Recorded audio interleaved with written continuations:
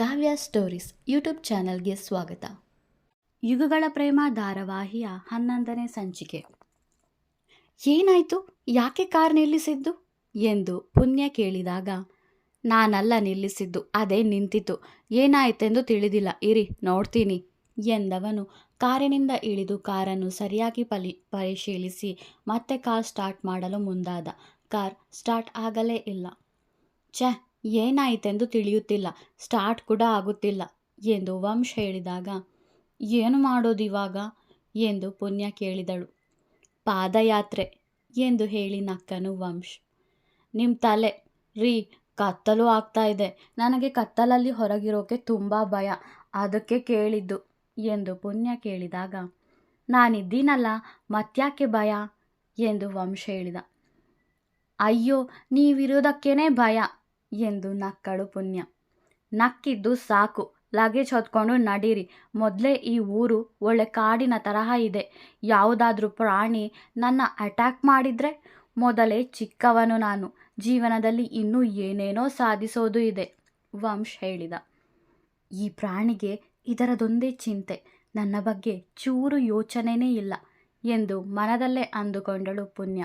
ಏನಾದರೂ ಬೈದ್ರಾ ಎಂದು ವಂಶ್ ಕೇಳಿದಾಗ, ಇಲ್ವಲ್ಲ ಎಂದಳು ಪುಣ್ಯ.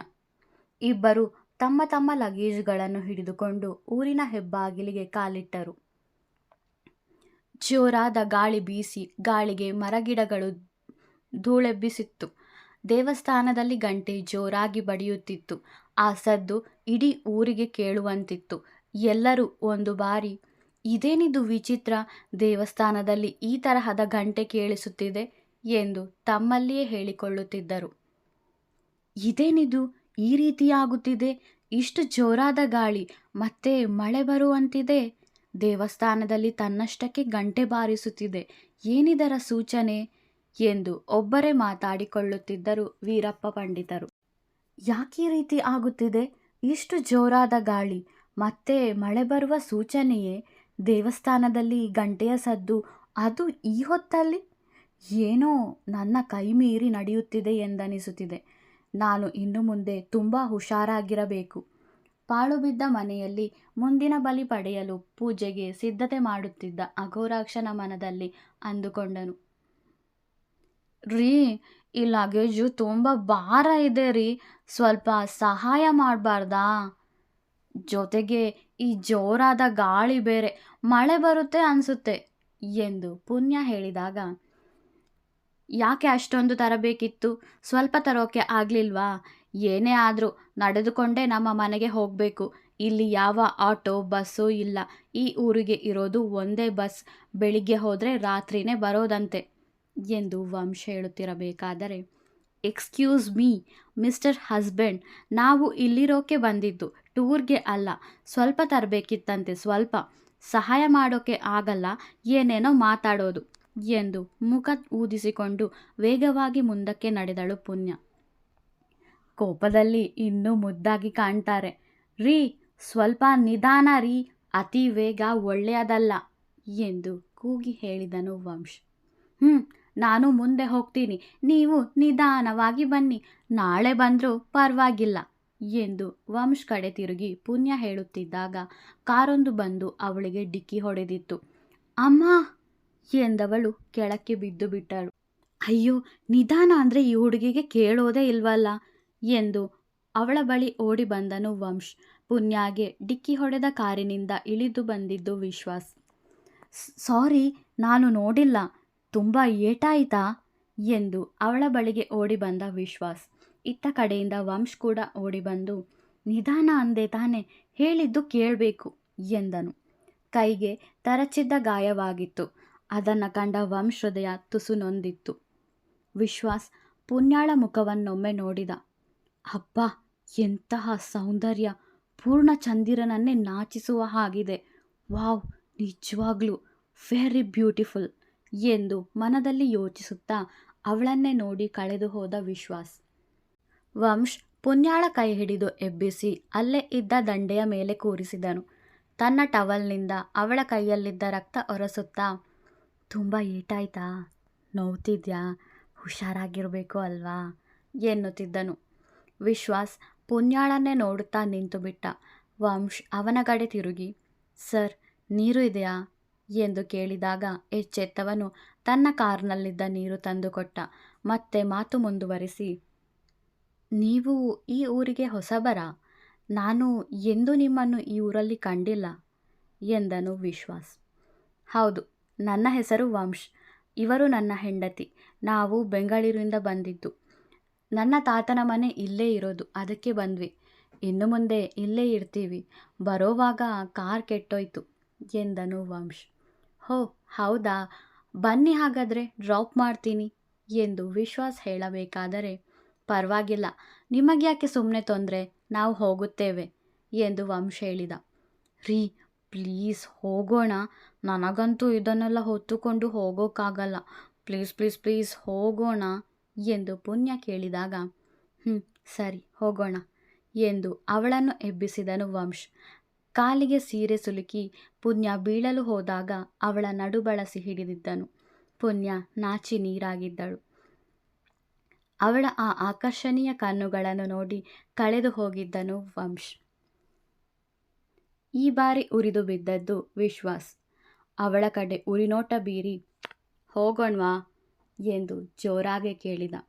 ಎಚ್ಚೆತ್ತವನು, ಹಾಂ ಹೋಗೋಣ ಎಂದು ಪುಣ್ಯಾಳನ್ನು ನೋಡುತ್ತಾ ತಡವರಿಸುತ್ತಾ ನುಡಿದನು. ಕಾರಿನಲ್ಲಿ ವಿಶ್ವಾಸ್ ಜೊತೆಗೆ ವಂಶ್ ಕೂತಿದ್ದ. ಹಿಂದಿನ ಸೀಟಿನಲ್ಲಿ ಪುಣ್ಯ ಕೂತಿದ್ದಳು. ಕಾರಿನ ಕನ್ನಡಿಯಲ್ಲಿ ಪುಣ್ಯಾಳನ್ನೇ ನೋಡುತ್ತಾ ಕಾರು ಚಲಾಯಿಸುತ್ತಿದ್ದ ವಿಶ್ವಾಸ್. ವಂಶ್ ಮನೆಯ ದಾರಿ ಹೇಳುತ್ತಿದ್ದ. ಈ ಊರಲ್ಲಿ ಆಸ್ಪತ್ರೆ ಇದೆಯಾ ಎಂದು ವಿಶ್ವಾಸ್ನನ್ನು ನೋಡಿ ಕೇಳಿದಳು ಪುಣ್ಯ. ಈ ಊರಲ್ಲಿ ಇಲ್ಲ, ಪಕ್ಕದ ಊರಲ್ಲಿ ಇದೆ. ನಿಮಗೆ ತುಂಬ ಅವಶ್ಯಕತೆ ಇದ್ದರೆ ನನ್ನ ತಾತ ಪಂಡಿತರು, ಅವರ ಬಳಿಗೆ ಬರಬಹುದು. ಕೈಗೆ ತುಂಬ ಏಟಾಗಿದೆಯಾ ಎಂದು ವಿಶ್ವಾಸ್ ಕೇಳಿದ. ಅದಕ್ಕಲ್ಲ, ನಾನು ಡಾಕ್ಟರ್ ಓದಿದ್ದು. ಹೋದ ವಾರವಷ್ಟೇ ಪರೀಕ್ಷೆ ಮುಗಿಸಿ ಬಂದೆ. ಇನ್ನು ಮುಂದೆ ಇದೇ ಊರಲ್ಲಿ ಇರುತ್ತೇನಲ್ಲ, ಅದಕ್ಕೆ ಆಸ್ಪತ್ರೆ ಏನಾದರೂ ಇದ್ದರೆ ಕೆಲಸಕ್ಕೆ ಸೇರೋಣ ಅಂತ ಎಂದು ಪುಣ್ಯ ಹೇಳಿದಾಗ, ಹೋ ನೀವು ಡಾಕ್ಟರಾ? ನಾನು ಕೂಡ ಡಾಕ್ಟರ್. ನಾನು ಪಕ್ಕದ ಊರಿನ ಸಣ್ಣ ಆಸ್ಪತ್ರೆಗೆ ರೋಗಿಗಳನ್ನು ಪರೀಕ್ಷಿಸಲು ಹೋಗುತ್ತೇನೆ. ನಿಮಗೆ ಅಭ್ಯಂತರ ಇಲ್ಲದಿದ್ದರೆ ನೀವು ಬರಬಹುದು ಎಂದು ವಿಶ್ವಾಸ್ ಹೇಳಿದ. ಬರುತ್ತಾರೆ ಬಿಡಿ, ಕಲಿತ ವಿದ್ಯೆ ಎಂದೂ ಹಾಳಾಗಬಾರದು. ನಾನಂತೂ ತುಂಬ ಟೆನ್ಷನ್ನಲ್ಲಿದ್ದೆ ಈ ಊರಿಗೆ ಬಂದ ಮೇಲೆ, ಇಲ್ಲಿ ಇವರು ಏನು ಮಾಡುತ್ತಾರೋ ಎಂದು. ಈಗ ನೀವು ಹೇಳಿದ್ದು ಕೇಳಿ ತುಂಬ ಖುಷಿಯಾಯಿತು. ನಿಮ್ಮೊಂದಿಗೆ ಅವರನ್ನು ಕರೆದುಕೊಂಡು ಹೋಗಿ ಎಂದವನು ಪುಣ್ಯ ಕಡೆ ತಿರುಗಿ, ಹೋಗ್ತಿರಲ್ವೇನ್ರಿ ಎಂದು ಕೇಳಿದಾಗ, ಹೋಗ್ತೀನಿ ಎಂದಳು ಪುಣ್ಯ. ಒಳ್ಳೆಯದೇ ಆಯಿತು, ಇವರಿಬ್ಬರನ್ನು ದೂರ ಮಾಡೋಕ್ಕೆ ನನಗೆ ಒಳ್ಳೆ ಚಾನ್ಸ್ ಸಿಕ್ಕಿತು. ಅದನ್ನು ಸರಿಯಾಗಿ ಉಪಯೋಗಿಸಬೇಕು ಎಂದುಕೊಂಡವನು ಇಬ್ಬರ ಮುಂದೆ ಸಾಧುವಿನಂತೆ ನಗು ಬೀರಿದ್ದ. ಕೋಪದಲ್ಲಿ ಕೂತಿದ್ದ ಅಕ್ಷರ ಬಳಿಗೆ ಬಂದ ಅನ್ನಪೂರ್ಣ, ನಾನೇನೋ ನನ್ನ ಮೊಮ್ಮಗನನ್ನು ನೀನೇ ಮದುವೆ ಆಗುತ್ತೀಯಾ, ಈ ಮನೆಗೆ ನೀನೇ ಸೊಸೆಯಾಗುತ್ತೀಯಾ ಎಂದುಕೊಂಡಿದ್ದೆ. ಆದರೆ ಈಗ ನೋಡು, ನೀನು ಮಾಡಿದ ತಪ್ಪಿನಿಂದ ಪುಣ್ಯ ಈ ಮನೆಗೆ ಸೊಸೆಯಾಗಿದ್ದಾಳೆ. ವಿದೇಶದಿಂದ ಬಂದವಳು ಬೇರೆ. ಇನ್ನು ನಮ್ಮ ವಂಶನ ತಲೆ ಕೆಡಿಸಿ ಏನೇನು ಮಾಡುತ್ತಾಳೋ ಏನೋ ಎಂದು ಅನ್ನಪೂರ್ಣ ಹೇಳಿದಾಗ, ಏನು, ನಾನು ಈ ಮನೆ ಸೊಸೆಯಾಗಬೇಕೆಂದುಕೊಂಡಿದ್ದೀಯಾ ಅಜ್ಜಿ? ನನ್ನ ಹಂಗಿಸೋಕೆ ಬಂದಿದ್ದೀಯಾ ನೀನು? ನಿನಗೆ ನನ್ನ ಕಂಡರೆ ಆಗೋದೇ ಇಲ್ಲ, ಈಗೇನು ಹೀಗೆ ಹೇಳ್ತಿದ್ದೀಯಾ ಎಂದು ಅಕ್ಷರ ಕೇಳಿದಾಗ, ನನಗೆ ನೀನೇ ನಮ್ಮ ವಂಶನ ಮದುವೆ ಬೇಕು ಅನ್ನೋ ಆಸೆ ಇತ್ತು. ನೀನೇ ಕುಡಿದು ರಾತ್ರಿ ಹೊತ್ತಲ್ಲೆಲ್ಲ ಬರುತ್ತಿದ್ದೆ, ಆಗ ಕೋಪ ಬರುತ್ತಿತ್ತು. ಆದರೆ ಈಗ ನಿನ್ನ ಜಾಗಕ್ಕೆ ಬೇರೊಬ್ಬಳು ಬಂದಿದ್ದಾಳೆ. ಮುಂದೆ ಈ ಮನೆಗೆ ಅವಳೇ ತಾನೇ ರಾಣಿ. ಈ ಮನೆಯ ಎಲ್ಲ ಆಸ್ತಿ ಆ ವಂಶ್ ಹೆಸರಲ್ಲಿದೆ. ಮುಂದೆ ಇದೆಲ್ಲ ಆ ಪುಣ್ಯಗೆ ತಾನೇ ಸ್ವಂತ ಆಗೋದು. ಅವಳು ವಂಶ್ ತಲೆ ಕೆಡಿಸಿ ನಮ್ಮನ್ನು ಮನೆಯಿಂದ ಹೊರ ಹಾಕಿದರೆ ನಮ್ಮ ಪರಿಸ್ಥಿತಿ ಏನು ಎಂದು ಅನ್ನಪೂರ್ಣ ಹೇಳಿದಾಗ, ಹೌದು ಅಜ್ಜಿ, ಏನು ಮಾಡೋದು ಇವಾಗ ಎಂದು ಅಕ್ಷರ ಕೇಳಿದಳು. ನೀನೇ ಏನಾದರೂ ಯೋಚನೆ ಮಾಡು, ಹೇಗಾದರೂ ಮಾಡಿ ಅವರಿಬ್ಬರನ್ನು ದೂರ ಮಾಡು. ಆದರೆ ನೀನು ಏನೇ ಮಾಡಿದರೂ ನನಗೊಂದು ಮಾತು ಹೇಳು ಎಂದು ಅಲ್ಲಿಂದ ಹೊರಬಂದಿದ್ದರು ಅನ್ನಪೂರ್ಣ. ಈ ಅಕ್ಷರ ಮಾಡೋ ಉಪಾಯವನ್ನು ತಲೆ ಕೆಳಗೆ ಮಾಡಿ ನಾನು ವಂಶ್ ಪುಣ್ಯನ ಒಂದು ಮಾಡಿಸಬೇಕು. ಈ ಅಕ್ಷರ ನಾನು ಅವಳ ಪರವಾಗಿ ಇದ್ದೇನೆಂದು ನಂಬಿದಳು. ಅದನ್ನು ಉಪಯೋಗಿಸಿ ಅವಳ ಉಪಾಯ ತಿಳಿದುಕೊಂಡು ವಂಶ್ ಪುಣ್ಯ ಸಂಬಂಧ ಗಟ್ಟಿಗೊಳಿಸಬೇಕು ಎಂದು ಮನದಲ್ಲೇ ಯೋಚಿಸಿ ನಗುತ್ತಿದ್ದರು. ಅಷ್ಟೊತ್ತಿಗೆ ಯಾವುದೋ ಕಾರು ಮನೆಯ ಮುಂದೆ ನಿಂತಂತೆ ಕೇಳಿಸಿತು. ಯಾರಿದು? ಪುಣ್ಯವಂಶ್ ಬಂದ್ರಾ ಎಂದು ಯೋಚಿಸುತ್ತಾ ಮೆಟ್ಟಿಳಿದು ಕೆಳಕ್ಕಿಳಿದು ಬಂದರು. ಅರೆ ವಂಶು, ಪುಣ್ಯ, ನೀವು ಇಲ್ಲಿ? ಮತ್ತೆ ಇವರು ಯಾರು ಎಂದು ಸುಜಾತ ಕೇಳಿದಾಗ, ಅಮ್ಮ, ಬರ್ತಾ ಗಾಡಿ ಕೆಟ್ಟೋಯ್ತು, ಇವರೇ ನಮ್ಮನ್ನು ಇಲ್ಲಿವರೆಗೂ ಡ್ರಾಪ್ ಮಾಡಿದ್ದು ಎಂದನು ವಂಶ್. ವಂಶ್, ನಾನು ಹೊರಡ್ತೀನಿ ಎಂದು ವಿಶ್ವಾಸ್ ಹೇಳಿದಾಗ, ನಿಲ್ಲಪ್ಪ, ಸ್ವಲ್ಪ ಕಾಪಿನಾದರೂ ಕುಡಿ ಎಂದು ಸುಜಾತ ಹೇಳಿದರು. ಪರವಾಗಿಲ್ಲಮ್ಮ, ಇನ್ನೊಮ್ಮೆ ಬರುತ್ತೇನೆ, ನನಗೂ ಲೇಟ್ ಆಯಿತು, ನಮ್ಮ ಮನೆಯಲ್ಲೂ ಕಾಯುತ್ತಿರುತ್ತಾರೆ ಎಂದು ಸುಜಾತ ಬಳಿ ಹೇಳಿ, ಬಾಯ್ ವಂಶ್, ಬಾಯ್ ಪುಣ್ಯ ಎಂದು ಅಲ್ಲಿಂದ ಹೊರಟನು ವಿಶ್ವಾಸ್. ವಂಶು, ಈ ಊರಿಗೆ ಬಂದಾಗ ನಮಗೆ ಫೋನ್ ಮಾಡು, ನಾವು ಯಾರನ್ನಾದರೂ ಕರೆಸುತ್ತೇವೆ ಎಂದು ಹೇಳಿದ್ದೆ, ಅದೇಗೆ ನೀನು ಒಬ್ಬನೇ ಬಂದೆ? ನಿನಗೆ ಈ ಮನೆಯ ವಿಳಾಸ ಹೇಗೆ ತಿಳಿಯಿತು ಎಂದು ಸುಜಾತ ಕೇಳಿದಾಗ, ಅದು ಅಮ್ಮ, ನಾನು ಎಂದು ತಡವರಿಸಿದವನು, ಹೌದು, ನನಗೆ ಹೇಗೆ ಗೊತ್ತಾಯಿತು ಈ ಮನೆಯ ವಿಳಾಸ? ನಾನೇ ವಿಶ್ವಾಸ್ಗೆ ದಾರಿ ಹೇಳಿದ್ದು, ಆದರೂ ಅದೇಗೆ ನನಗೆ ಈ ಮನೆಯ ವಿಳಾಸ ಗೊತ್ತಾಯಿತು ಎಂದು ಒಂದು ಕ್ಷಣ ಅವನೇ ಅವಕ್ಕಾದನು. ಏನಾಯ್ತೋ, ನೀನೇಗೆ ಬಂದೆ ಅಂತ ನಿನಗೆ ಗೊತ್ತಿಲ್ವಾ? ಇರಲಿ, ಬಂದಿಯಲ್ವಾ, ಹೋಗಿ ಫ್ರೆಶ್ ಆಗಿ ಬನ್ನಿ ಎಂದರು ಸುಜಾತ. ಲೇ ಸುಜಿ, ಗಂಡ ಹೆಂಡತಿ ಮೊದಲನೇ ಸಲ ಮನೆಗೆ ಕಾಲಿಡುತ್ತಿದ್ದಾರೆ, ಆರತಿ ಮಾಡಿ ಒಳಗೆ ಕರೆ ಎಂದರು ಅನ್ನಪೂರ್ಣ.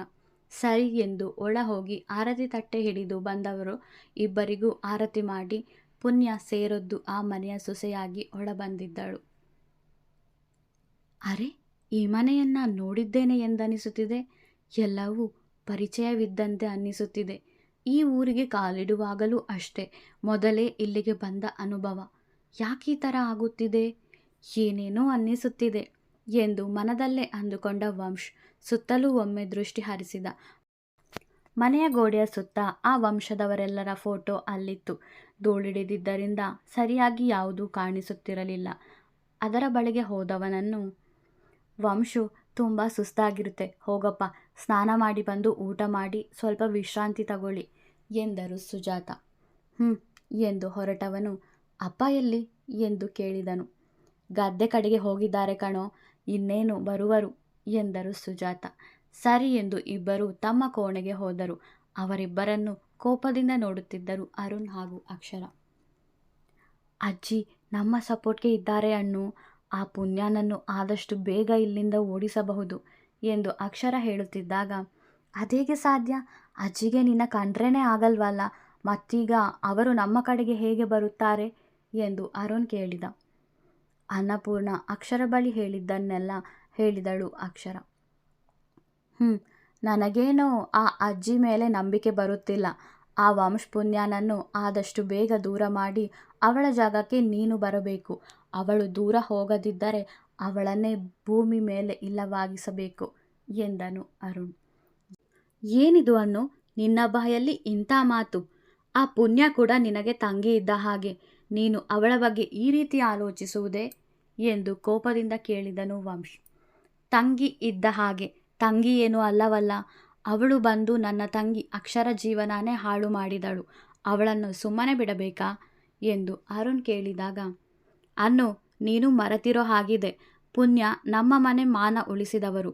ನಿನ್ನ ತಂಗಿಯ ಜೀವನವನ್ನು ಹಾಳು ಮಾಡಿಕೊಂಡದ್ದು ಸ್ವತಃ ನಿನ್ನ ತಂಗಿ. ಇವಳ ಕೈಯಾರೆ ಎಲ್ಲವನ್ನೂ ಹಾಳು ಮಾಡಿದಳು, ಮತ್ತೀಗ ಪುಣ್ಯ ಮೇಲೆ ಆರೋಪ ಹೊರಿಸಿದರೆ ಸರಿ ಇರಲ್ಲ ಎಂದು ವಂಶ್ ಹೇಳಿದಾಗ, ಹೋ ಏನಪ್ಪ, ಹೆಂಡತಿ ಮೇಲೆ ಫುಲ್ ಲವ್ ಆಗಿರೋ ಥರ ಇದೆ, ಪರವಾಗಿಲ್ವೇ, ಬಂದ 3 ದಿನದಲ್ಲಿ ತುಂಬ ಬದಲಾಯಿಸಿದ್ದಾಳೆ ನಿನ್ನ. ಇನ್ನು ನೀನು ಅಮ್ಮೋರ ಗಂಡ ಆಗೋದ್ರಲ್ಲಿ ಅನುಮಾನ ಇಲ್ಲ ಎಂದು ಅರುಣ್ ವ್ಯಂಗ್ಯವಾಗಿ ನುಡಿದ. ಅದು ಗೌರವ ಅರುಣ್, ನನಗೆ ಅವರ ಮೇಲೆ ತುಂಬ ಗೌರವವಿದೆ. ನೀವಿಬ್ಬರು ಅವರಿಗೆ ಏನಾದರೂ ತೊಂದರೆ ಕೊಡೋಕೆ ಬಂದರೆ ನಾನು ಸುಮ್ಮನಿರಲ್ಲ ಎಂದು ವಂಶ್ ಕೂಡ ತುಸು ಜೋರಾಗೆ ಮಾತಾಡಿದ್ದ ಅರುಣ್ಗೆ. ಏನೋ ಮಾಡ್ತೀಯಾ? ನಿನಗೆ ನಮಗಿಂತ ನೆನ್ನೆ ಮೊನ್ನೆ ಬಂದವಳು ಹೆಚ್ಚಾದಳ? ಆ ತರಹದ ಮೋಡಿ ಏನು ಮಾಡಿದವಳು ಅವಳು ನಿನಗೆ ಎಂದು ಅರುಣ್ ಕೇಳಿದಾಗ ವಂಶ್ನ ಕೋಪ ತಾರಕಕ್ಕೇರಿತು. ಏನಂದೆ ಎಂದವನು ಅರುಣ್ ಕತ್ತಿನ ಪಟ್ಟಿ ಹಿಡಿದು, ನಿನ್ನಿಂದ ನಾನು ಇದನ್ನೆಲ್ಲ ಅಪೇಕ್ಷಿಸಿರಲಿಲ್ಲ. ಅವರಿಗೆ ಮರ್ಯಾದೆ ಕೊಟ್ಟು ಮಾತಾಡು ಅರುಣ್. ಅವಳು ಇವಳು ಎಂದು ಹೇಳೋ ಅಧಿಕಾರ ನಿನಗಿಲ್ಲ. ನೀವು ಅವರಿಂದ ಎಷ್ಟು ದೂರ ಇರುತ್ತೀರೋ ನಿಮಗೇ ಒಳ್ಳೆಯದು. ಇಲ್ಲದಿದ್ದರೆ ನನ್ನ ಇನ್ನೊಂದು ಮುಖ ನೋಡಬೇಕಾಗುತ್ತದೆ ಎಂದು ವಂಶ್ ಹೇಳುತ್ತಿರಬೇಕಾದರೆ ಪುಣ್ಯ ಅಲ್ಲಿಗೆ ಬಂದಿದ್ದಳು. ವಂಶ್, ಯಾಕೆಷ್ಟು ಕೋಪ? ಬಿಡಿ ಅವರನ್ನು ಎಂದು ಅವನನ್ನು ತಳ್ಳಿ ದೂರ ನಿಲ್ಲಿಸಿ, ಏನಾಯಿತು ಎಂದು ಮತ್ತೆ ಕೇಳಿದಳು ಪುಣ್ಯ.